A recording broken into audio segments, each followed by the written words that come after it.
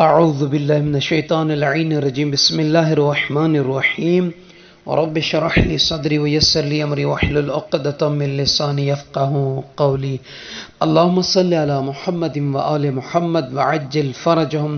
سامعین عزیز مومنین و مومنات، اللہ تعالیٰ سے دعا کرتے ہیں کہ بار الہ تجھے واسطہ محمد و آل محمد علیہ الصلوۃ والسلام کی عزت و عظمت و شان و شوکت کا جتنے مومنین مومنات یہ ویڈیو سماعت فرما رہے ہیں، دیکھ رہے ہیں، ان تمام کی حاجتوں کو، خواہشات کو، دلی مرادوں کو پورا فرما، آمین یا رب العالمین.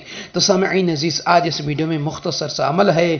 اگر کسی بندے کو یا کسی کنیز کو خدا نخواستہ مرگی کی بیماری ہے، مرگی کی بیماری لگ رہی ہے، علاج کرا کرا کے تھک گئے ہیں، وہ مرگی ختم ہونے کا نام ہی نہیں لے رہی، تو مرگی کی بیماری سے دائمی چھٹکارے کے لیے ایک دعا ہے، وہ آپ کی مبارک سماعتوں تک پہنچانے کی کوشش کرتے ہیں. آپ سے عرض ہے کہ ہمارے نجفی کربلا یوٹیوب چینل کو سبسکرائب فرما دیں، ساتھ ہی بیل کے بٹن کو آن کر دیجیے. حضرت امام رضا علیہ السلام نے ایک شخص کو دیکھا جو مرض مرگی میں مبتلا تھا، یعنی جو مرگی کی بیماری میں مبتلا تھا. امام رضا علیہ السلام نے اس کو دیکھا تو امام رضا علیہ السلام نے ایک غلام کو حکم دیا کہ جا برتن میں پانی لے آ.